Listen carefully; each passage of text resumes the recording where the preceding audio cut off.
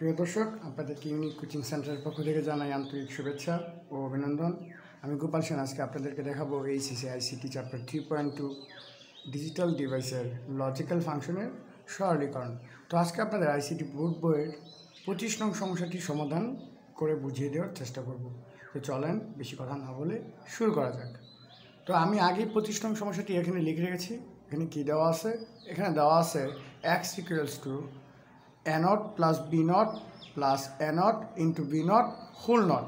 তো এটাকে সরল করার জন্য প্রথমে আমরা ডি মর্গানের সূত্রটি ব্যবহার করব। ডি মর্গানের সূত্র অনুসারে আমরা কী জানি, যে নটের ভিতরে কোনো কিছু যোগ আকারে থাকে সেটাকে আমরা গুণ আকারে প্রকাশ করতে পারি, a0 ইন্টু v0।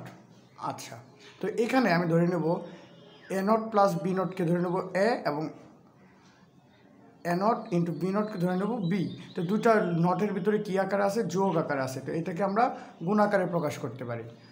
যা ছিল তাই লিখে ফেলবো আমরা, a0 প্লাস v0, যেটা উপরে আরেকটা নট ছিল এই জন্য আরেকটা নট আমরা ব্র্যাকেট দিয়ে আবদ্ধ করে দেবো, ব্র্যাকেট ইন্টু, যেহেতু এটা যোগ আকার ছিল এই জন্য ইন্টু এর উপরে a0 v0, যেহেতু দুটোর উপরে নট এই জন্য আবার একটা নট আমরা ডাবল নট দিয়ে দেব। ওকে, ফাইন।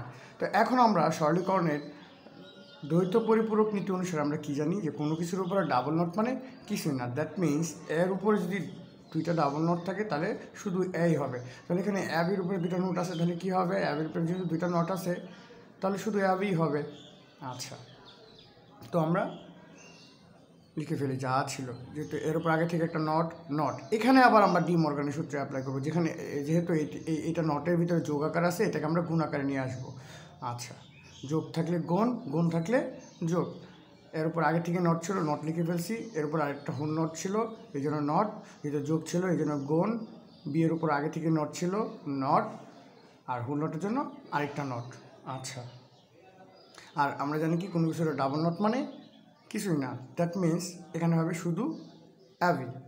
আচ্ছা, এখন আমরা এটাকে ভাঙলে কি পাই? এখান থেকে ভাঙলে আমরা পাই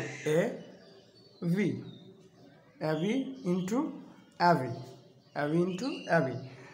ইন্টু অ্যাভিকে আমরা গুণ করলে কি পাই? অ্যাভি ইন্টু অ্যাভিকে আমরা গুণ করলে কি পাই? অ্যাভি। কারণ কি, আমরা বুলিয়ান আলজেব্রা গুণের নিয়ম অনুসারে জানি যে এ ইন্টু এ সমান এই হয়। তাহলে অ্যাভি ইন্টু অ্যাভি সমান কী হবে? অ্যাবি হবে। এটি আমাদের নির্ণয় লজিক্যাল ফাংশনের সরলীকৃত মান, এটি আমাদের আনসার। ধন্যবাদ সবাইকে। যদি আমার ভিডিওটি ভালো লাগে তাহলে প্লিজ লাইক, কমেন্ট, শেয়ার করুন।